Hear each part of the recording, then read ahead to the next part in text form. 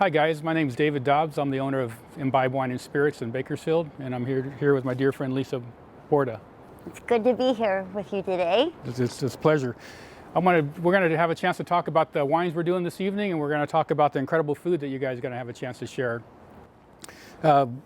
We're at the Seacrest Lodge here in Shell Beach, California. A beautiful day, as you can see. Having a chance to share some incredible food, some wonderful wines, and take some sun in. So with all that, I'm going to talk about the wines as we go through the different courses. The first wine we're going to have this evening is called the Navigator. It's a white wine. It's a blend of Grenache Blanc, Roussanne, Marsanne, and a white grape called Picpoul. These grapes originated in southern France. For those of you that spend time in Paso Robles, Paso Robles is known for Rhone varietals, Syrah, Grenache, Viognier. These are all white grapes and red grapes that started their origin hundreds of years ago in France. There is a very famous producer called Chateau Beaucastel. They came to California in the early 80s looking to expand their footprint, and they realized that the soils and the climate is very similar in Paso Robles as it is over in the southern parts of France. So with that kind of created a buzz for land over here. This region has been growing grapes since the 60s, maybe even earlier, but it was always Cabernet and Zinfandel and Chardonnay, but really their claim to fame now is Syrah, Grenache, Mourvedre, Viognier, grapes that originated in France. So with that, we're going to start with white wine, and we're pairing this with, what are we doing with this, Lisa? I have paired this. It goes nice with an Asian flair. Mm-hmm.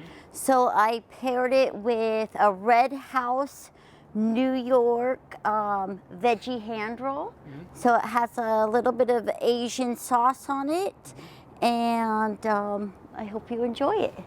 Again, I think ideally with white wines, the key thing when you're serving white wines, which I think there's a misconception that white wines have to go with white meat, so they can go with red meat, but ideally you need a wine that has a lot of acidity, and the acidity will cut through the strongness of the flavors of any meat. So I'm excited to try this. Flavors that you would I taste in this wine, I get some pear, I get a little bit of green apple. I get a refreshing quality about it because, again, that's from the high acidity. And anyway, cheers. Cheers.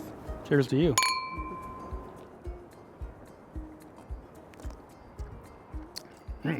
Good stuff. Good. Isn't that good? A little bit about Railsnap. So Railsnap is a new winery. They're located on the east side. So when we talk about Paso Robles, there's the east side and there's the west side.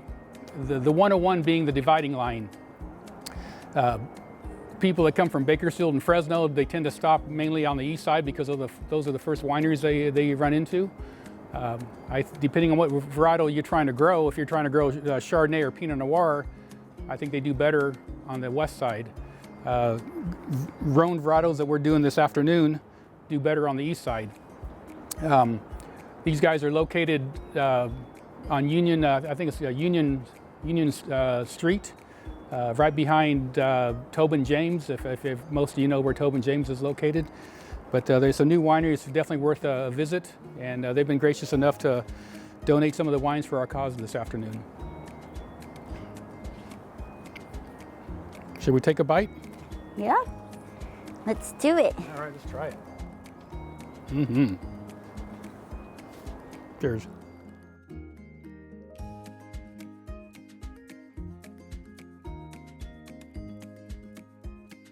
How did I pair it? Lisa, I haven't had food that you haven't made as sensational, truly. Well, thank you. So,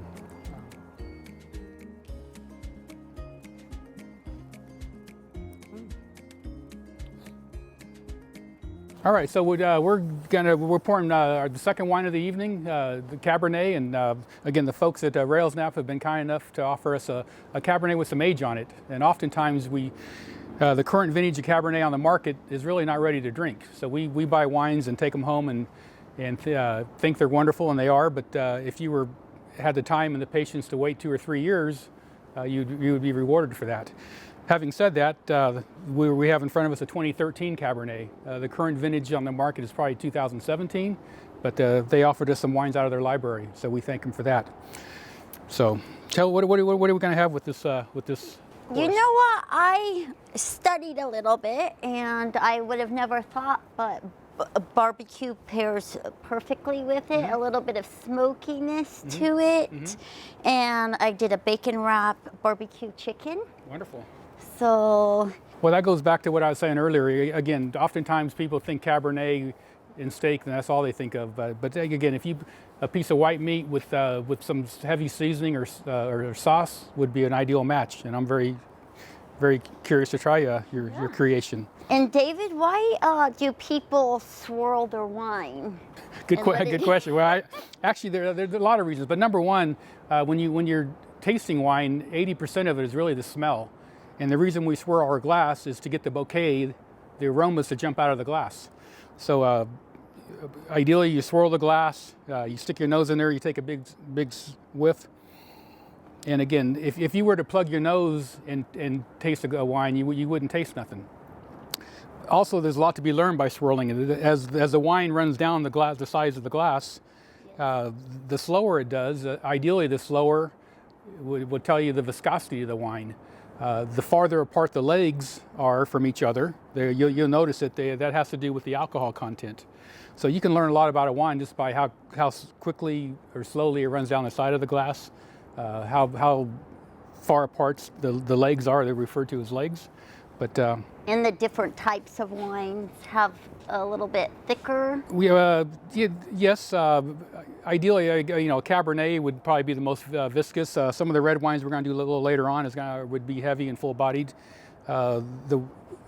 Again, it really has to do with the ripeness and the way the farmers harvest their grapes. You can concentrate a lot of flavor in a bottle of wine, be it red or white, but it all has to do with farming practices. So. Let's try the glass of the Cab. Cheers. Cheers.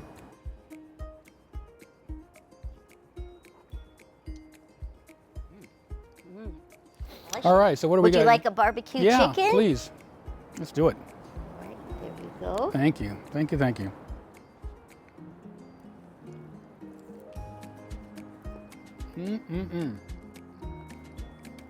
I also put it like a little brown sugar, paprika blend on top before baking it, kind of like a candied bacon. And once you mentioned that, I couldn't tell you what I taste, but I do taste the paprika. I taste it, and I taste a little bit of the brown sugar. Yeah, it gives it a little more smokiness along with the bacon and the chicken, the moistness of the chicken. You're wonderful.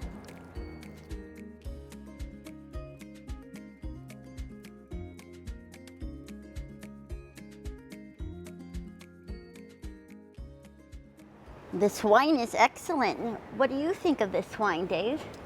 Again, as I mentioned a minute ago, the fact that it's got some bottle age on it, it's an ideal match. Again, with nobody would think of doing Cabernet with a white meat, but the fact that it's got some age on it, the flavors tend to mellow.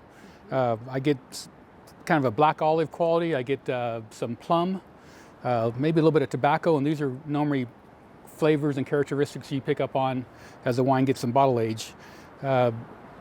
Again, most Cabernets I'm currently on my shelf in my store are 2016, 2017 vintage. So here's a wine that's got 4 or 5 years of bottle age, which makes a huge difference. A lot of people, you've been to wineries and you look at the stacks of barrels of wine's aging. Normally the way that wine is aged, it sits in a wooden barrel for anywhere from 18 months to 24 months. And then they take it out of the barrel and they age it at least 1 year in bottle, sometimes longer. So again, there's a huge amount of,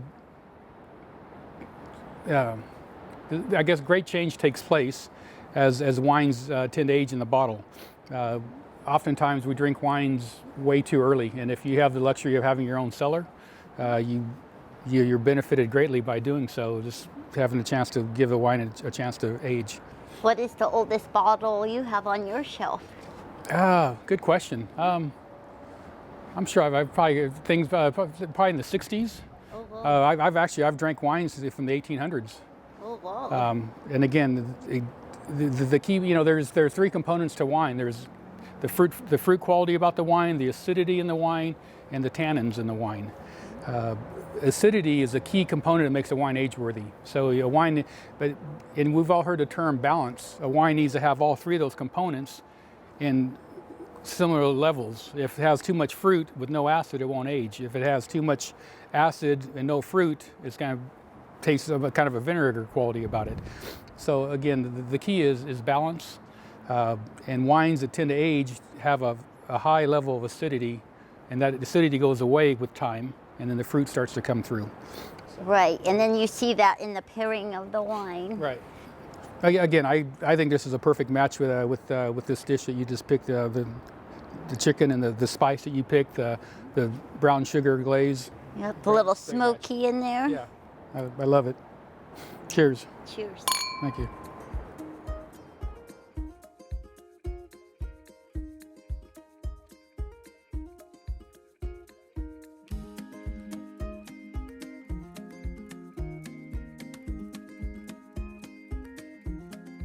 All right, we're moving on to wine number 3, and which is Arches. This is a Syrah-based blend with some Cabernet, along with some Petite Verdot. And it's not very common that you see Petite Verdot added to Syrah. You do see it with Cabernet and Merlot, but to have these three together is quite unique. So I'm curious to try this wine. I've had it years ago. It's a unique blend, but I think it would be an ideal match with the mushrooms. And tell me about this dish that you have for us. Yes, today I made, it's Portobello stuffed mushroom, and it is stuffed with a little bit of blue cheese, chives, and bacon. And has a little earthiness for the wine with the mushroom, and then it has a little stinky blue cheese that pairs well with the Syrah. So, well, again, just take a little sip and see what we think of the wine. Okay. Cheers. Cheers.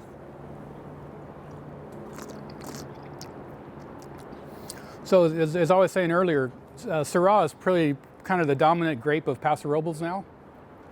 Again, going back 30, 40 years ago was really Cabernet and Zinfandel and Chardonnay grown over here, but now really Syrah being probably number 1, Grenache is a close second.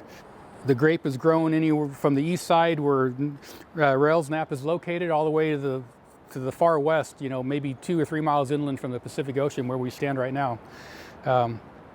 Again, when you see a wine that has different grape varietals listed on the label, they are listed in order of dominance. So the first grape listed would be the most of the biggest part of the blend, and the last grape listed would be the least amount. So in this case, this is a Syrah Cabernet Petite Verdot blend. So this tells me that the majority of this wine is made of Syrah.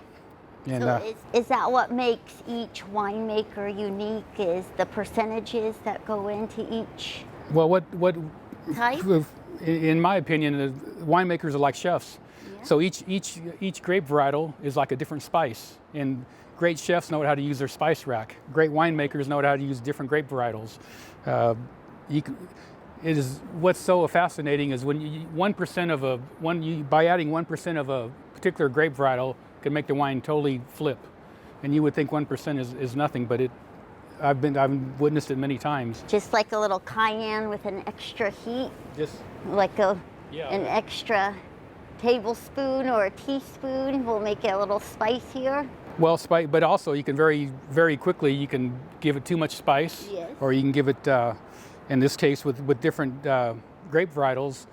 Each varietal has a quality that is what it's known for, and that's what you're trying to achieve it. But you can very quickly overdo that.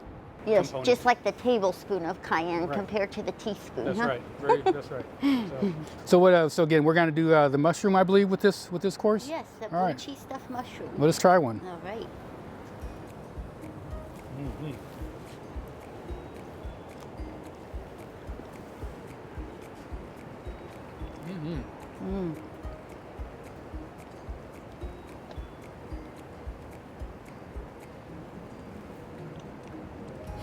You know, the beauty of the beauty of food and wine pairing. I've witnessed it and I've heard it said, but 1 and 1 add up to 3. Food is wonderful by itself, wine is wonderful by itself, but by doing the two of them together, they take both items to a different level. And again, with this, I love the flavors, but again, the blue cheese is pretty dominant. The beauty of having a wine which has good acidity, which this wine does, cuts through that, so it helps kind of clean your palate or clean off your tongue each time you take a sip. Great job, Lisa. Thank you.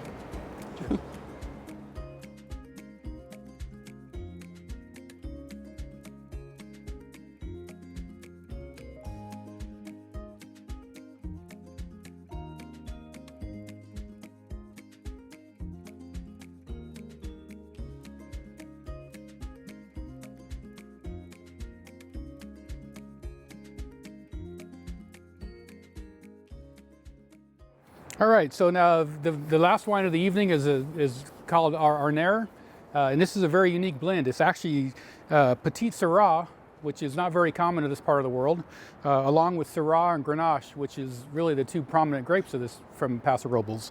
Again, I find this wine very unique. I don't know anybody else doing a wine with this similar blend, but again, we were talking off camera. The beauty of wine is you want to sip wine every time you take a bite of your food. I would encourage all the people out there to take a sip of your wine shortly afterwards. The acid component in wine is what cleans off your palate. So by sipping wine after every bite, it's like getting the first bite of a dish. You know, you have all this flavor explosion going on. If you don't sip on wine, after a while, the excitement or the newness of that dish goes away. By taking a sip of wine, you probably get that newness 3 or 4 times. So I would encourage everybody the purpose of drinking wine, again, we need wines with good acidity, right, which we talked about, but that component cleans off your palate or cleans off your tongue, that oiliness, the oiliness from cheese or butter or any type of sauce. Wine helps that. I notice in tasting rooms they have crackers. And they're pretty plain. Right. So well, again, the same thing when you're bouncing from varietal to varietal. Some varietals are much more dominant than others. A cracker, normally the crackers are very neutral. There's no salt. They're very plain. They're really trying to clean off your tongue or clean off your palate to start over, to have a fresh chalkboard. It's not about the enjoyment of the crackers, about cleaning out your palate, so the next wine you taste, you get all the essence of that wine. Right, not like tasting a yummy sausage stuff empanada with a little roasted pepper coulis. Yeah, listen, I'm of all the dishes, all the dishes we're going to have this afternoon or this evening, this looks to be the most exciting. I'm very, very excited to try it. So with that, let's have a toast. Cheers. And we'll have a little bite. I paired this one, Dave, because I taste a lot of pepper in this one, and I thought it would pair nice with the Red House. It's a beef basil garlic sausage, which is pretty mild but has a lot of flavor. And then I paired it with a goat cheese and a smoked Gouda along with the roasted pepper sauce. I'm super excited about this sausage because I love using locally grown products, and Red House is a grass-fed producer in town, locally family owned. And then along with the veggie wrapped, New York veggie wrapped hand roll, we also have Cal Organic, and there's such a difference in the freshness in the vegetables and the beef, and love working with local companies. Yeah, no, I agree with you. Just like Imbibe. Well, again, I think this last year has been a crazy year for everybody, but shopping local, he helps all the local business owners, and myself included, yourself included. Food, I mean, there really has been a big push in the last 3 or 4 years about farm to table. And again, there's oftentimes the food travels hundreds and hundreds of miles, and that doesn't enhance anything. I would think by having it grown in our backyard, and it's, it was harvested the day before we were actually consuming it, or sometimes the same day. Exactly. It makes a huge difference. In the shelf life in our refrigerators make it just such a longer shelf life, and the freshness is. Yep. Well, again, I haven't had a dish that you've prepared, and we've been working together for many years. I've always loved working with you. I love the food that you put on the table, and again, let's try this one. So do you recommend dipping it? Here, I'll help you. All right. You can put a little Just put a roasted. little bit. Thank you for that. There you go. All right. And I'll grab one. And Cheers. Bon Appetit from Borda Petite.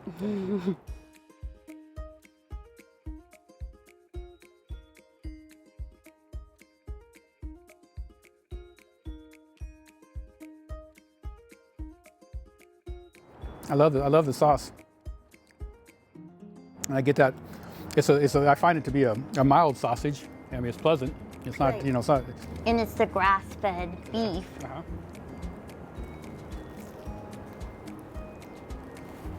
With a little bit of basil with the fresh herb in there. A little caramelized onion. Taste that. Thank you. Great. Well, I enjoy coming and buying my wines at Imbibe. You're always so helpful with me pairing my food with your wine. Thank you. Well, again, as we were talking earlier, I give all the credit to my team. The staff at Imbibe has been there forever. We don't have turnover. It's a happy family. We spend a lot of time educating all my employees. I've been doing it 35 years. Moved back to town 15 years ago. Been in the retail business in Bakersfield for 12, and it's the best thing I ever did. So I love the people. I love the nuts. Yeah, They're thank you. super friendly and super knowledgeable. Thank you.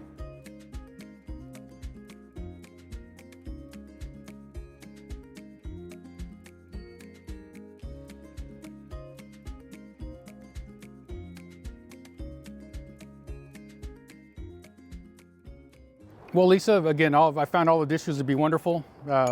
I think that the last dish, along with the last wine that we had, really was my favorite.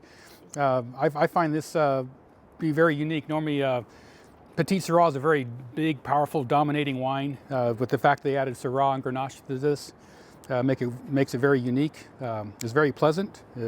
Very food friendly, huh? Yeah, it is. It's again, my hats are off to Railsnap for coming up with this idea and this creation. And as I said earlier, winemakers are like chefs.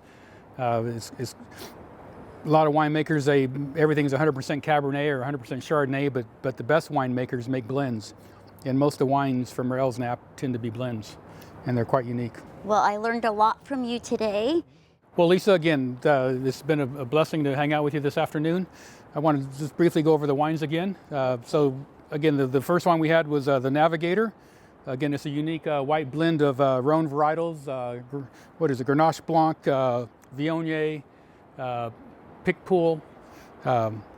Again, this is a great alternative to Chardonnay. And I think sadly we all drink Chardonnay, and a little bit more Chardonnay. So I would encourage all the guests out there to go on the shelves and look for something other than Chardonnay. Right. And you'll be able to enjoy that with a New York veggie hand roll with the Asian flair. Wonderful. The Cabernet is what we did second. And again, what's unique about this Cabernet is the fact it's got some bottle age. It'd be a chance for all you folks out there to try something with age, which sadly it's not all that common. I would say of all my consumers that come through my doors, 98% of the wine that's purchased is consumed that night or the next day. So here's the beauty of a winery putting some aside and giving us the opportunity to try something with some age. And again, the beautiful pairing. Yes, with the barbecue bacon wrapped chicken. Yep. And then we did Arnaire, which is a very unique blend we talked about earlier. Petite Syrah, Grenache, and Syrah is the blend. Again, I don't know anybody else doing a blend like this, but of all the wines, I found this to be my favorite. But I think a big part of that is because it's unique.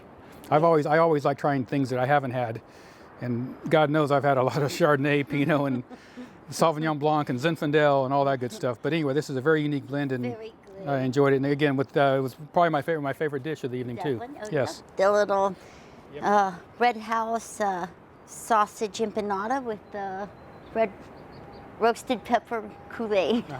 Wonderful. It was wonderful. And then last up was Arches, which is a unique blend of the Syrah, Cabernet, and Petite Verdot. And as I mentioned earlier, Petite Verdot is a very unique grape. It's actually one of the most expensive grapes because there's so little of it planted, and it's super concentrated. It's like curry or some spice that costs, you buy it by the gram. Saffron. Saffron. There you go. So you buy this grape. You buy by the. Give you an idea. Cabernet. The best Cabernet sells for $12,000 or $14,000 a ton. You can spend $20,000 or $25,000 a ton for this. So they use a small percentage, I'm sure, because it's very unique and very special. But my hands off for them. Enjoyed. Yeah, and tell me again, we did that with the mushrooms? Yes, we did the Portobello stuffed mushrooms with the blue cheese and a little bit of bacon and chive. Wonderful. My hats are off to you.